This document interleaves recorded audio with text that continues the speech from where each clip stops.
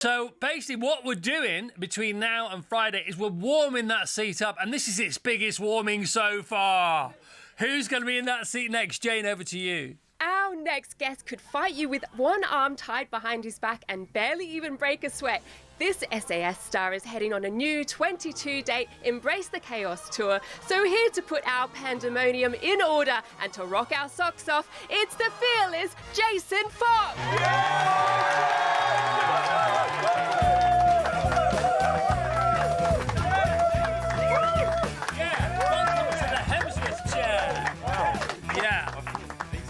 On it yet, but I feel, can you feel the vibe? I can. Yeah, Pre-vibe. I feel like I'm getting something from it. Yeah, I'll tell you what, though, you could give him more than a run for his money. How do you think he'd fare in Who Dares Wins?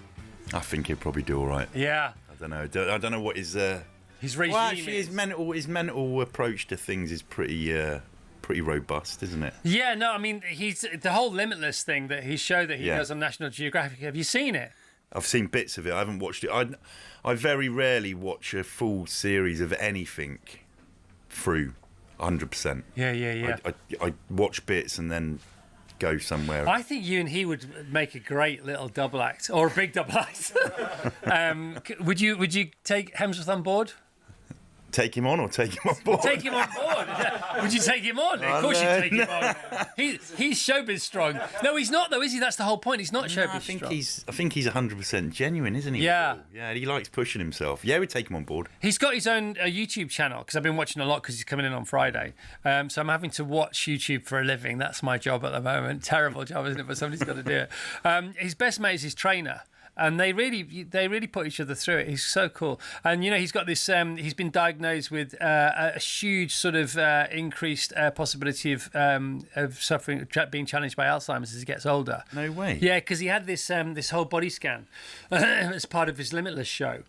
And it was a health scan, well-being scan. He had various brain scans, but all part of the show. Yeah. And they found this gene, which makes the likelihood of Alzheimer's more. Unfortunately, increases it.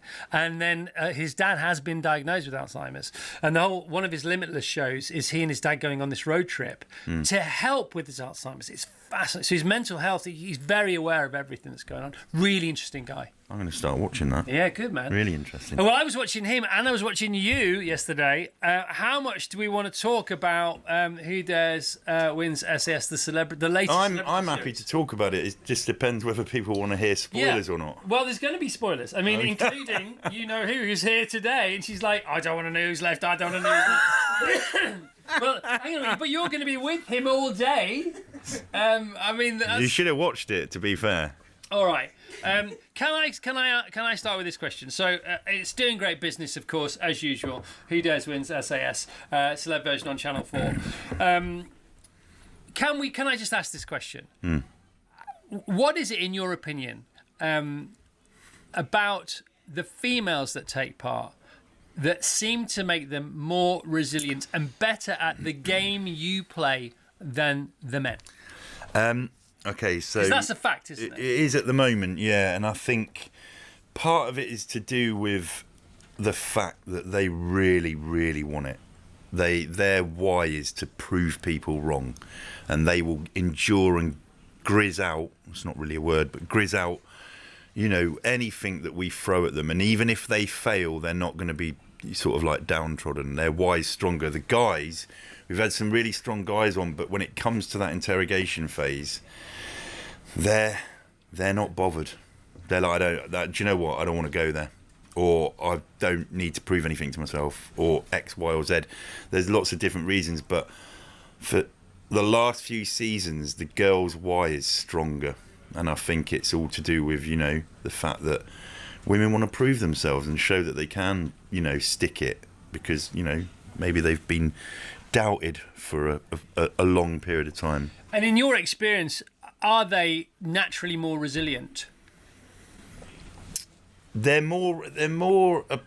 approach to it is, I'm going to endure. I don't know whether they're more resilient, because we're all resilient in our own way, shape or form, depending on what's going on and how strong our why is. But they are definitely willing to absorb a lot of pressure, not abuse, because it's not abuse, it's just hardship. So I think that they've cast some good girls, to be fair. And what about the difference between is there a general difference between the celeb version and you rolled your eyes like you knew I was going to ask? No, because I get battered on social media about this. Okay, well, I don't want to bash you at all. No, I know that. So I just want to know, by the way, take the fifth on any of these. I don't care whether you answer these questions or not. I got loads of questions, right? No. I just want to answer it. I just want you to like me. I want to answer it. I want you to not kill me in a headlock. Not that you would anyway. I don't think so. Anyway, No. Maybe for the right price, but because Chris Hemsworth, I've got big mates coming in, so I know. I'll watch myself. And is there like a striking? Is there like a one route difference between the celebs and the normies? Everyone thinks that we go easier on the celebs, and there's so many people like saying, "See, you did this." We don't. I don't even want to know about that. I'm not interested in that. I'm saying forget that. I'm going to unask that question. I want you to erase that. Okay. That's not what I'm asking. What I'm asking is there, from a mindset point of view, from a natural point of view, are the celebs different in any way, shape or form, better or worse, generally, if that's even an answer, than the normies? All the same. They're all human, regardless of what their background is, where they've come from, what they've experienced, what their job is. I think they're all the same. I think generally the celebrities don't think it's going to be as hard as it is when they first turn up, because they have had exposure to, working in the media, whether it's TV, radio, whatever. So they think that there's going to be a little bit of a fluffier side to it. And then there isn't. There just isn't. And from a filming point of view, is it the same length of days and all that kind of stuff? More or less the same? Pretty much. And now you've put it out there, by the way, the cat amongst the pigeons. What do you get accused of, and what is your response to that? We're always told that we go easier on the celebs. The only thing I will say is we probably engage in a bit more banter earlier on in the process, because they're known people. Some of us, we might know some of them. We feel like we want to, have a bit more of a laugh, so to speak. But they don't. They get it just as hard. They really do, and sometimes more so because they are celebrities. Yeah. Well, it's a great series. This series, isn't it? Good, yeah. No spoilers. Don't worry about it. I can't believe she's on social media now trying to avoid spoilers. The last place you can avoid the spoilers is on the social media. I'm not even going there. Especially on my page. I was like, normally I get battered for it. And I was like, do you know what? I'm not even going to do a blurred photo. I'm putting it out there. Yeah, is that what you're doing? You're owning it. Fox, it's great to see it. You look so well, man. I didn't realise you were a dog handler. Yeah. How long were you a dog handler for? Not for long. Not for long. What can you tell people about their dogs this morning that might help them? Be nice to them. Be nice to the dogs. Yeah. What kind of dog? Do you German Shepherds?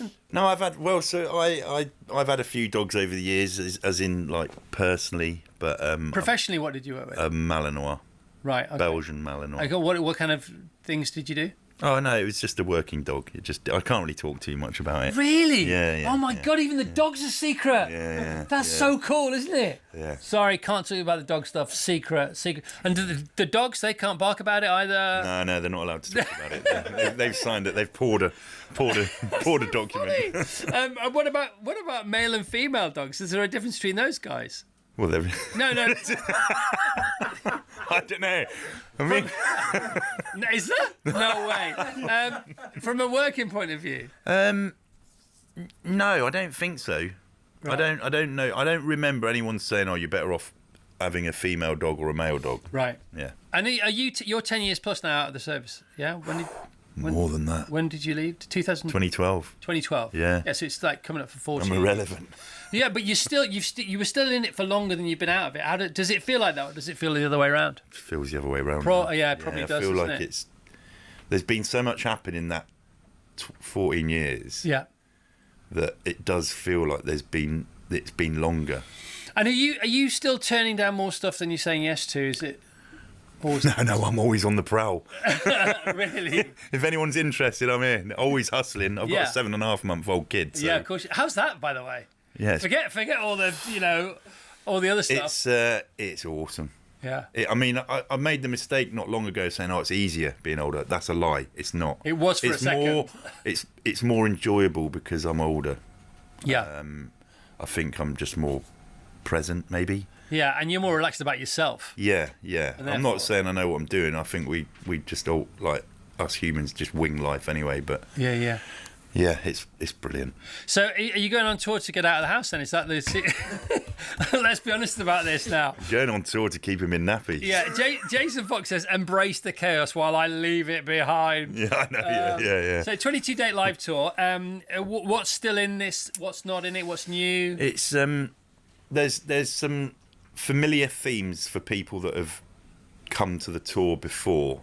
Like what, for example? So there's going to be a little bit about mental health, but it's more the Life at the Limit, which was the tour before, was my life chronologically, articulated, but then its backbone was mental health and my journey with it and what it looked like and what it felt like to leave the military and so on and so forth. This is more about some of the lessons I learned along the way. So it's picking a few different things. There's a lot of funny stuff because it's a lot of the stuff that I messed up in, there's a bit about going out with the lads. There's a bit about boozing and the antics that we got up to. Oh my gosh! There's you guys must have been something else. Yeah, there's obviously a lot on, or there's a chunk on SAS Who Dares Wins and Special Forces, which is the US version, and then a real good chunk of it is what I did last year, which is we called it Project Fire and Ice. It then went on to become a documentary on Channel 4 last week, actually, called Arctic Adventure Ultimate Survival. Yeah, how was that? The hardest thing I've ever done. Really? Yeah. Including being in the service? Yeah.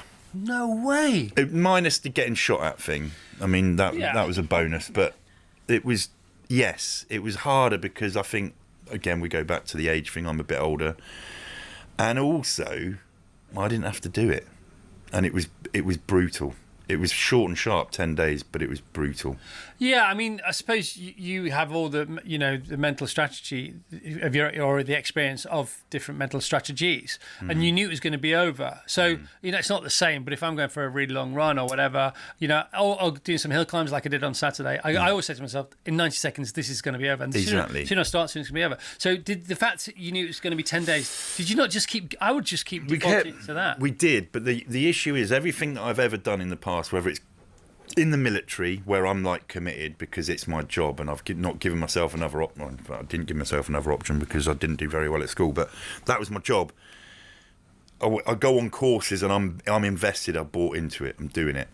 The other things that I've done, like rowing the Atlantic and then also the Yukon expedition and all those sort of things, once you start, you can't tap out. You're in it. You've got to commit. You either die or you do it. This one was slightly different, and it was painful. It was cold, but you didn't have to be there. You could see people tapping out all the time, and I knew that they'd be in a hotel room that night. Like, so my relationship with self-doubt, I'm happy with it now because I wasn't getting paid to do it. Right. And actually, if I got injured doing it, I wouldn't get paid for the next X amount of months because I'm nursing an injury. It doesn't allow me to work.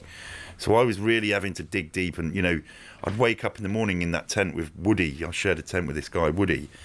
My knees were screaming.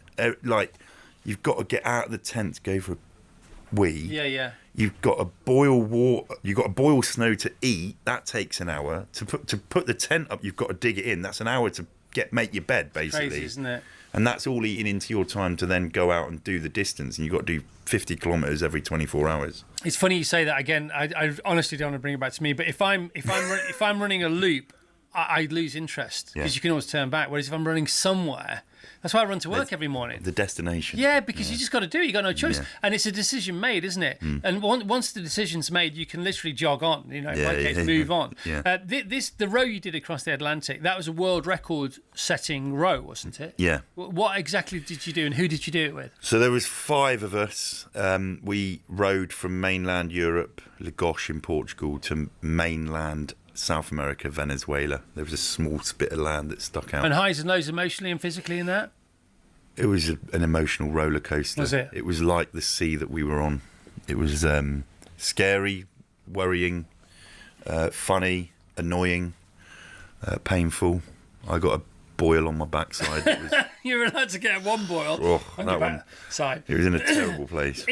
Having done all these things, right, including the service in the military, how, on a daily basis, how easy is it for you to take them with you? Because when things are over, they're over, aren't they? Do you know what I mean by that? Because you've done all these things and you think you'd be impregnable. You go out every day, literally untouchable. But that's just not the way life is. No, you got to try and remind yourself sometimes that on the Arctic one, when I always do it on anything I do, but on the Arctic one especially, like when it was really painful and it was free, we're skiing across frozen lakes minus 26 degrees, and there I am thinking this is horrendous, moaning, and then I think to myself, hang on, I've got mates that are no longer here. They didn't see the back end of their 30s, if they're early 30s, and they'd give anything to feel this. Yeah, because it'd mean they're alive. Yeah, exactly. So I that's what I tap into a lot of the time. And you had to do that in this, basically, it wasn't a showbiz thing, but you were filming it. It was, It wasn't going to be filmed. Right. It was just, someone asked, oh, do you want it to be filmed? Right. I actually was like, not really, because I know the nose that comes with that. Yeah. But there was someone who was really, really kind and said, I'll fund the documentary side of it. Yeah. Crew came out and they did it, and it was a good thing because the messaging around it was really important, I thought. I always think in those things, and I'm sure you've thought the same thing 1,000 times, is you're all doing this, but there's some camera people and sound people doing the same, filming you. How do you weigh that one? They were good. They didn't. It was unfortunate that they couldn't be with us all the time, right, because some of the best, some of the gold where we were in absolute clip, which means in a state. Yep. They miss it because they weren't really there late at night. There was a couple where they did stay, and then they weren't there in the morning bits when you're literally old and waiting for your joints warming to up. kick in. Yeah. And there was some hilarious moments there, like really hilarious. There was so many things that unfortunately weren't caught, but they did put a shift in. To be fair, that the camera, the DOP, the director of photography, Danny, he probably did about 50 kilometres backwards. Did he? I don't know how they do it. Yeah, I know. Even our guys holding the cameras up while we're just chatting away. Do you know what I mean? Yeah. Did you watch Alex Honnold at the weekend climb that skyscraper? I haven't seen it, but that is mad. It's so mad. I haven't seen it yet. My son saw it.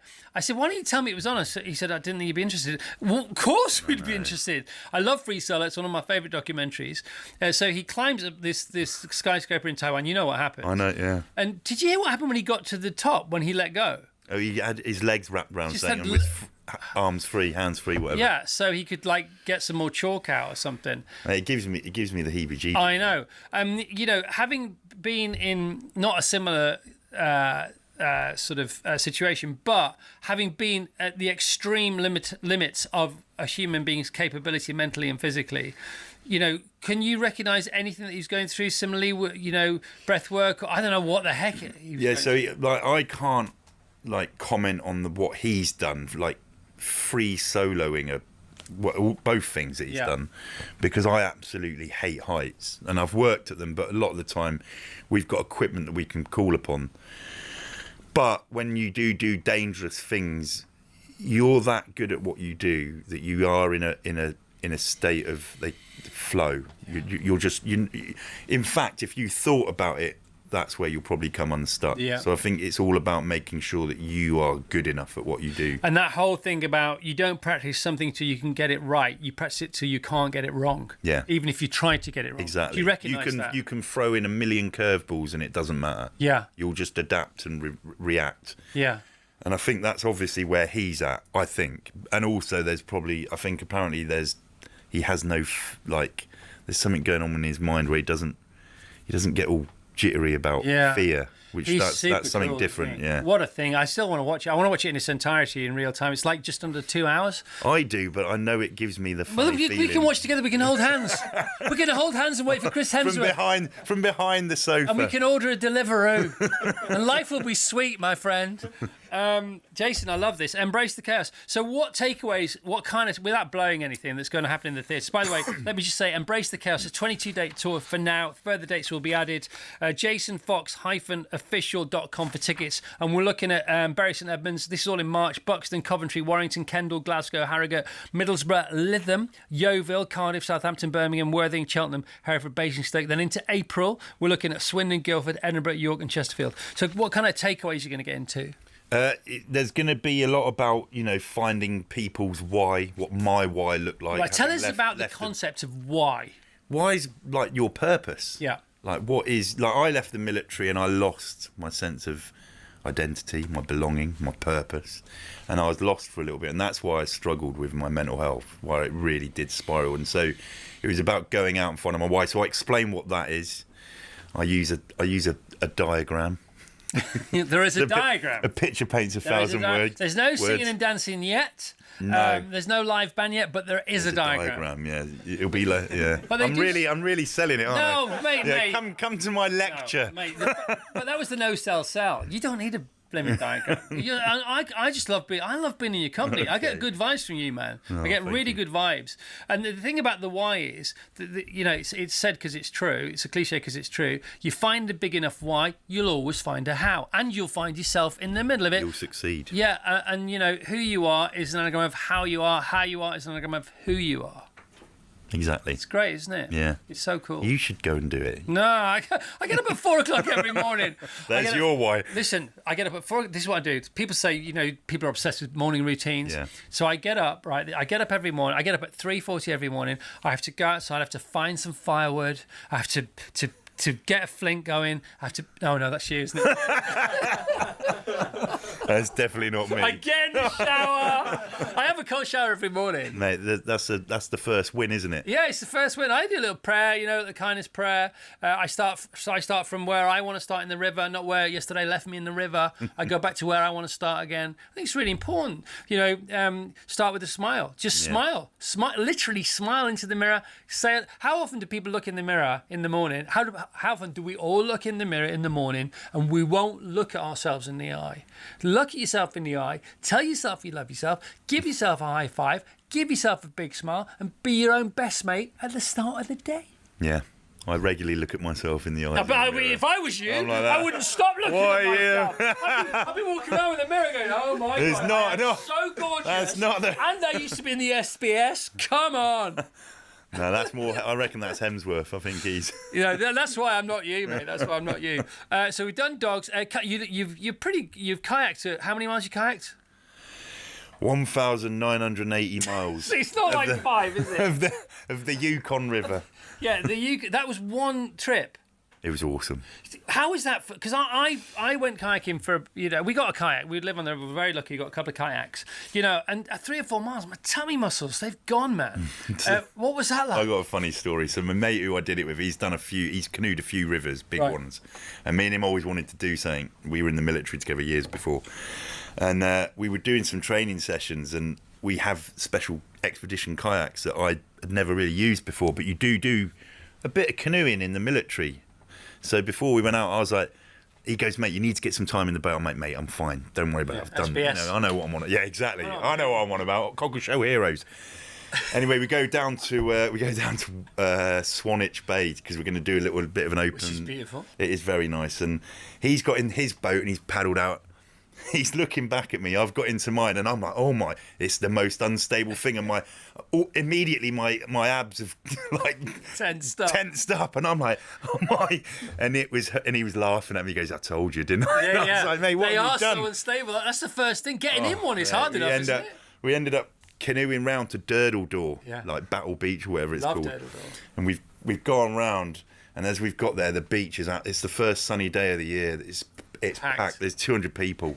So I'm like that. And he goes, right, mate, we just need to hit the beach, ram it up the beach, and we're good. So he's done it. I've gone in. There's loads of people watching us. So I've gone in.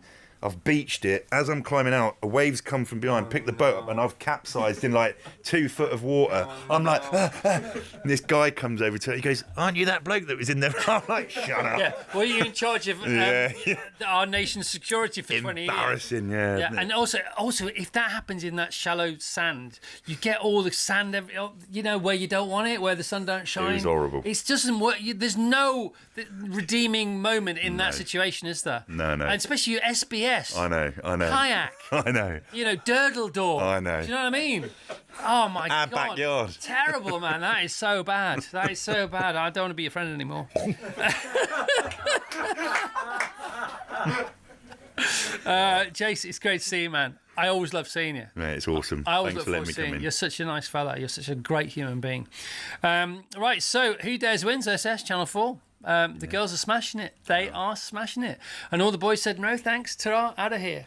I know. Didn't they? I mean, and also some of the lads that you just... you would think that wouldn't be an issue for them. The mental, it's the inquisitory exam. Yeah. It's the, what do they call it? It's bordering on, not torture, is it? But it's like interrogation. Oh, interrogation. Sorry. Yeah. Interrogation. Pretty serious stuff. I never found it difficult either. Yeah. I can't get my head But around some it. big guys who've been through the first 7 shows tapping out on the interrogation. I know. Because a bit of wailing in the headphones or whatever just sends them mad. Don't need this, like you say. They obviously don't want to go places in their heads. Totally go places. All right, we got to go now because MB's on next. Can we hear it, please, for Jason Fox? Embrace the Chaos begins in Bury St Edmunds on Tuesday, 10th of March, runs until Thursday, 9th of April in Chesterfield. JasonFox-official.com. Thank you very much indeed. The seat has been warmed a bit more for Chris Hemsworth come Friday.